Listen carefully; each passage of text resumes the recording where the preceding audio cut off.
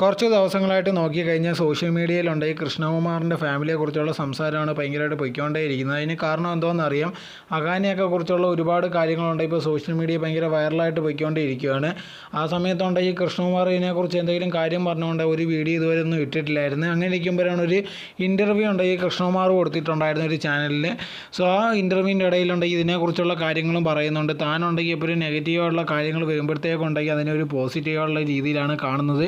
ഒരുപാട് പേരുണ്ട് വിചാരിക്കുന്നത് കണക്ക് നമ്മളെക്കുറിച്ച് ആരെങ്കിലും എന്തെങ്കിലും പറഞ്ഞു കഴിഞ്ഞാൽ അതുകൊണ്ടെങ്കിൽ നെഗറ്റീവാണ്, അല്ലെങ്കിൽ ഇത് കണക്ക് അതിന് പ്രതികരിച്ച് സമയം കളയണമെന്നുള്ള രീതിയിലൊക്കെ വിചാരിക്കും. പക്ഷേ ഞാൻ അങ്ങനെയല്ല, അത് നല്ല കാര്യമെന്ന് വിചാരിക്കും. കാരണം അത് കഴിയുമ്പോൾ തനിക്കുണ്ടെങ്കിൽ ജീവിതത്തിൽ ഭയങ്കര സക്സസ് ആണ്. തൻ്റെ ഫാമിലി അടുത്തും പറയാറുണ്ട് ഇങ്ങനത്തുള്ള വിഷയം വരുമ്പോഴത്തേക്കുണ്ടെങ്കിൽ അതിനെ റിയാക്റ്റ് ഒന്നും ചെയ്യാൻ പാടില്ല എന്നുള്ള രീതിയിലൊക്കെ പറഞ്ഞിട്ടുണ്ടായിരുന്നു. പക്ഷേ അഗാനെയുണ്ടെങ്കിൽ പെട്ടെന്ന് നമുക്കൊരു ദേഷ്യം അല്ലെങ്കിൽ അവളുടെ ഇമോഷൻ അടക്കാൻ വയ്യാത്ത ഒരു സിറ്റുവേഷൻ എത്തിയപ്പോഴാണ് ഇത് കണക്കുണ്ടെങ്കിൽ അവൾ റിയാക്ട് ചെയ്തിട്ടുണ്ടായിരുന്നത്. ഞാൻ അവളുടെ അടുത്ത് പറഞ്ഞിട്ടുണ്ടായിരുന്നു അങ്ങനെ ചെയ്യരുതെന്ന്. പക്ഷേ പിന്നുണ്ടെങ്കിൽ ഞാൻ അത് ആലോചിച്ച് നോക്കിയപ്പോഴാണ് മനസ്സിലായത്, ഞാനുണ്ടെങ്കിൽ അവളുടെ പ്രായത്തിലായിരുന്നെങ്കിൽ തീർച്ചയായിട്ടും ഉണ്ടെങ്കിൽ അവനെ വീട്ടിൽ കയറി ആയിരുന്നാലും അടിച്ചതെന്നുള്ള രീതിയിലായിരുന്നു കൃഷ്ണകുമാർ പറഞ്ഞിട്ടുണ്ടായിരുന്നത്.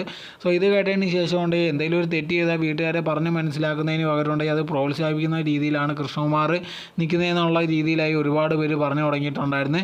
ഇതിൻ്റെ ഓരോരോ പാർട്ട് പോലാണ് ഈ ഇൻ്റർവ്യൂ ഇറങ്ങിയിരിക്കുന്നത്. ഇനി അടുത്ത ഏതെങ്കിലും ഇൻ്റർവ്യൂവിലുണ്ടെങ്കിൽ അല്ലെങ്കിൽ വരുന്ന പാർട്ടിലുണ്ടെങ്കിൽ ബാക്കിയുള്ള എന്തെങ്കിലും കാര്യം പറയുമെന്നും അറിയത്തില്ല. എന്തായിരുന്നാലും ശരി, തൻ്റെ മോള് ചെയ്ത ഒരു തെറ്റുമില്ലെന്നുള്ള രീതിയിലാണ് കൃഷ്ണകുമാർ പറഞ്ഞിരിക്കുന്നത്.